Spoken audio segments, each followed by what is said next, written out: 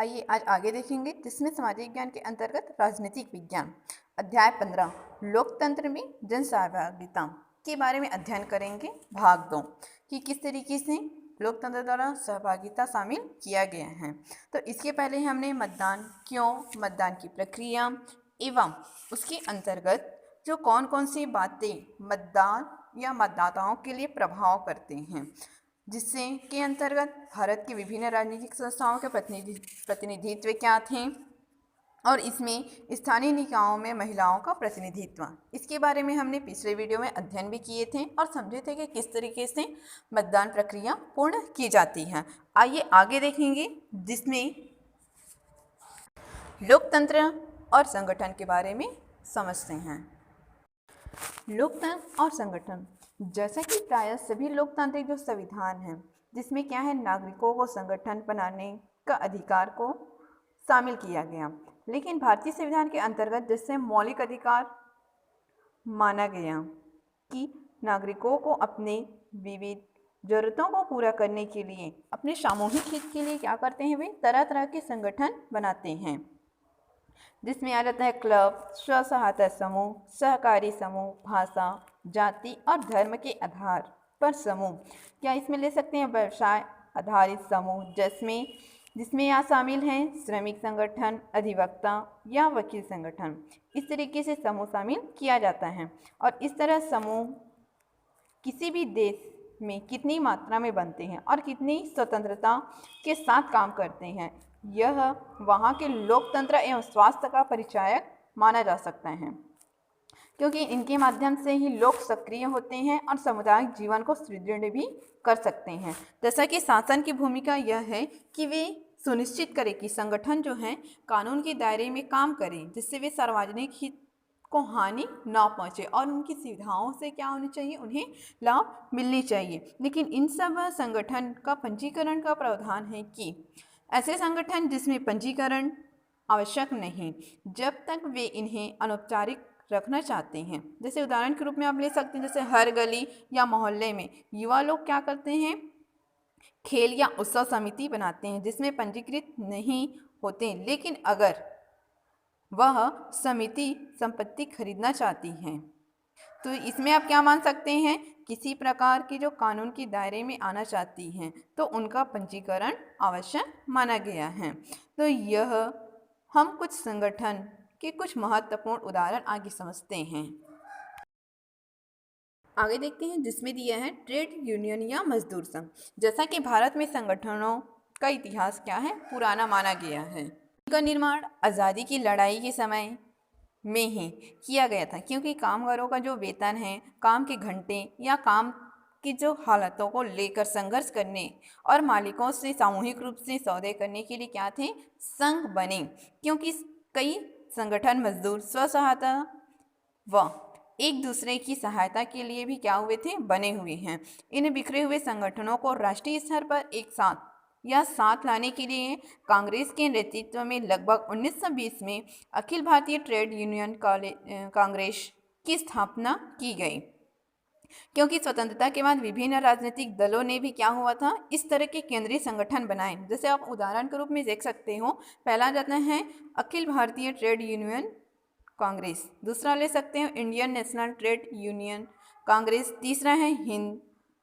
मजदूर सभा, चौथा आता है यूनाइटेड ट्रेड यूनियन कांग्रेस, पांचवा है centre of Indian trade unions और छठवां आता है भारतीय मजदूर संघ। इस तरीके से उन्होंने संघ निर्माण किया था, क्योंकि ये न केवल मजदूर के हित बल्कि मालिकों के संघर्ष और समझौते करते हैं, बल्कि वे दबाव समूह के रूप में क्या कर सकते हैं, सरकारी नीतियों को भी प्रभावित करने का प्रयास किया गया था, जिससे यह मजदूर संघ की स्थापना भी हुई। आगे देखते हैं जिसमें क्या है व्यावसायिक हित समूह। जैसा कि स्वतंत्रता के बाद जब व्यावसायिक हित समूहों की संख्या और गतिविधि में काफ़ी तेज़ी से क्या हुई, साथ वृद्धि हुई थी, क्योंकि प्रायः सभी व्यवसायों के लोग अपना अपना अलग अलग क्या करना चाहते थे, संगठन बना लिया, जिसमें वकील, सरकारी कर्मचारी, डॉक्टर हैं, शिक्षक हैं, इंजीनियर हैं आदि सभी वर्गों में संगठन भारत में पाए जाते हैं। क्योंकि अखिल भारतीय चिकित्सा परिषद है शामिल, जिसमें अखिल भारतीय बार एसोसिएशन, अखिल भारतीय शिक्षा संघ, अखिल भारतीय डाकतार संघ, जिसके अंतर्गत यह सभी भारत के प्रमुख व्यावसायिक संगठन माना गया है। यद्यपि व्यावसायिक संगठनों का उद्देश्य यह है कि जो व्यवसाय के लोगों का कल्याण करना चाहते हैं, फिर भी वे सामुदायिक राजनीतिक कार्यकलापों में काफ़ी रुचि लेते हैं, क्योंकि इन समूहों के सदस्य जो हैं सरकारी कानूनों के निर्माण की प्रक्रिया को अपने हित के अनुकूल प्रभावित करने की कोशिश करते हैं। अगला दिया है जिसमें जातीय एवं धार्मिक दबाव समूह। जैसा कि समय समय पर विभिन्न धार्मिक भाषाएं जातिगत समूह बने हैं और वे अपने समुदाय के हित के लिए काम करते हैं, क्योंकि अक्सर ऐसे जो संगठन रहते हैं तो राजनीतिक रूप से वे क्या करते हैं, इसमें शामिल तो होते हैं, लेकिन भारत में कई सांप्रदायिक दबाव समूह ने भी क्या किया था, राजनीतिक दल का रूप ले लिया, क्योंकि इसमें रिपब्लिक दल, मुस्लिम मजलिस, जमायते उलेमा, हिंदू महासभा, शिरोमणि अकाली दल के नाम से उल्लेखनीय हैं। क्योंकि धार्मिक हित के समूहों में क्या है, भारतीय अखिल, जिसमें ईसाई सम्मेलन, अखिल भारतीय फारसी सम्मेलन, आंग्ल भारतीय समुदाय, आर्य प्रतिनिधि सभा, सनातन धर्म, जिसमें दक्षिणी सभा के नाम से क्या है विशेष रूप से लिए जाते हैं। और कई जातियों ने भी जाति हितों की रक्षा के लिए क्या किए थे, अपना अपना अलग संगठन बना लिया, जिसमें मारवाड़ी संघ, ब्राह्मण सभा, वैश्य सभा, हरिजन संघ, दलित वर्ग, ये सब क्या हुए संघ के रूप में विभाजित हो गया। और इसके अतिरिक्त हम जैसे ले सकते हो शिक्षण संस्था, खासकर जिसमें विश्वविद्यालय की छात्रावास, असंगठित जातीय संगठन पाए जाते हैं। और ये जातीय संगठन जो है अप्रत्यक्ष रूप से खासकर चुनावों के समय क्या करते हैं, स्थानीय राजनीति को प्रभावित करते हैं। महिला संगठन दबाव समूह के रूप में, जैसा कि भारत में अनेक महिला संगठन ने महिलाओं के साथ जो होने वाले अन्याय अत्याचार, जिसमें वधू को जलाने, दहेज, संपत्ति पर अधिकार, बलात्कार, छेड़छाड़, घरेलू हिंसा, लिंग निर्धारण संबंधी जो परीक्षण है, इसको समान नागरिक संहिता के साथ साथ क्या करते हैं, राजनीतिक संस्थाओं में अपने लिए वे आरक्षण को लेकर अनेक आंदोलन भी किए थे, क्योंकि महिलाओं के लिए लोकसभा या फिर राज्य की जो विधानसभाओं में लगभग 33% जो है आरक्षण की मांग जो है महिला दबाव समूह के एक प्रमुख मांग रही, जिसमें संसद द्वारा हिंदू कोड बिल ने पास कराने में भी महिला दबाव समूह ने बड़ी महत्वपूर्ण भूमिका निभाई थी। जैसा कि एक प्रश्न दिया हुआ है, जैसे कि दिया है कि अब जिस क्षेत्र में रहते हैं और वहाँ की जो महिला दबाव समूह हैं किस प्रकार से व्यवस्थित हैं या उसके अंतर्गत कौन से कार्य किए जाते हैं। तो जैसा कि एक उदाहरण के रूप में दिया हुआ है, रायपुर की एक घटना है जिसमें 15 किलोमीटर दूर जो बसें कैंप नगर जो पंचायत है, जहां नगर में प्रवेश मार्ग पर क्या है शराब की दुकान थी, जिसे हटाने हेतु महिलाओं ने आंदोलन भी किया था। और अंततः उन्होंने 2015 के अंतर्गत क्या हो गया, एक महीने के अंतर्गत महिलाओं ने शराब की दुकान जो शराब की दुकान है उसको वहाँ से हटा दिया। और इस आंदोलन कि आगे भी सरकार को क्या हो गया, झुकना पड़ा। तो इस तरीके से वह महिलाएं यह कार्य कर सकती हैं। साथ ही साथ हमारे क्षेत्र के अंतर्गत या उस क्षेत्र के अंतर्गत कई संगठन जो महिलाओं के हित की रक्षा हेतु कानून बनाने के लिए भी क्या करना चाहिए, सरकार पर दबाव डालते हैं। जैसे कामकाजी महिलाओं का संगठन होना चाहिए, महिला श्रमिक संगठन आदि, इस तरीके से कार्य करना चाहिए जिससे महिलाओं को किसी प्रकार की कोई समस्याएं ना हो और वे अपनी स्थिति या फिर होने वाली जो समस्याओं का सामना वे कर सकें। इसी में शामिल है जैसे मीडिया और जन सहभागिता, सूचनाओं, विचारों और भावनाओं को लिखित या फिर मौखिक या दृश्य श्रव्य माध्यम से भी क्या करते हैं, सफलतापूर्वक एक दूसरे तक पहुंचाया जाता है, जिससे संचार के माध्यम से यह पूर्ण किया जाता है कि इस प्रक्रिया को पूरा करने के लिए भी मदद के आवश्यक के अंतर्गत साधन जिसमें संचार माध्यम कहलाते हैं। इसके अंतर्गत एक उदाहरण है जिसमें अखबार, TV, radio, mobile, internet, social, Facebook है, व्हाट्सएप है, पत्रिकाएं हैं, सिनेमा हैं। इस तरीके से मीडिया और जन सहभागिता है, विचारों को क्या कर सकते हैं, आदान प्रदान और सूचनाओं को भी पहुंचा सकते हैं। आगे दिए जिसका महत्वपूर्ण भूमिका है जो जन सहभागिता में मीडिया की भूमिका किस प्रकार है और किस तरीके से यह संचार के माध्यम से कार्य करती है। जैसा कि संचार के माध्यम जो है हमेशा से ही शासन में जनता की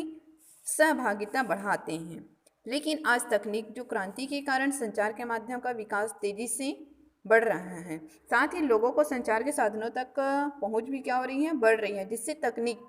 में सुधार चलते आज देश विदेश की जो खबरें हैं हमारे लिए सहज उपलब्ध हो जाते हैं, क्योंकि इलेक्ट्रॉनिक मीडियम के माध्यम से महत्वपूर्ण योगदान भी दिया है, जिससे हमें आसानी से यह सूचनाएं मिल सकती हैं। आज हम देखते हैं कि समाचार चैनलों की संख्या बढ़ती जा रही है। कहीं कोई घटना घटित होती ही उसकी सूचना तुरंत इन समाचार चैनलों के माध्यम से क्या हो जाती है, वह हम तक पहुंच जाती है। और इस संचार के साधनों से शासन के लोगों की जो भागीदारी है बहुत ही कम सहज ढंग से बढ़ रही है, क्योंकि संचार की ये जो साधन है केवल सूचनाओं को पहुंचाने का कार्य नहीं कर रहे हैं, बल्कि जो जनमत बनाने और महत्वपूर्ण भूमिका हो गई। क्योंकि अब लोग क्या करते हैं, सरकार के किसी भी कार्य या जो किसी घटित घटना पर मीडिया की खबरों के आधार पर अपनी राय भी क्या कर सकते हैं, दे सकते हैं।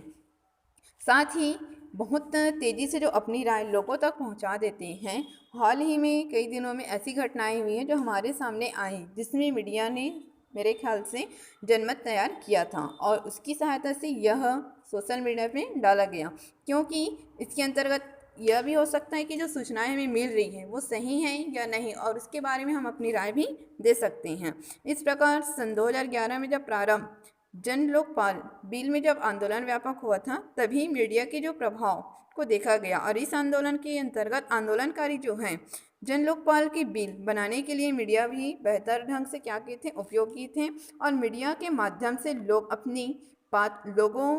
तक आसानी या आसान तरीके से रख सकें, और इस कारण लोगों को बड़ी संख्या में आंदोलन में सहयोग प्राप्त करने का मौका मिला। और तो इस प्रकार बदलते हुए समाज में ज़रूरत के अनुसार मीडिया ने लोगों के शासन और भागीदारी में नए अवसर और नए विकल्प उपलब्ध हुए, जिससे शासन में जन सहभागिता बनाने में मीडिया एवं संचार के माध्यमों की महत्वपूर्ण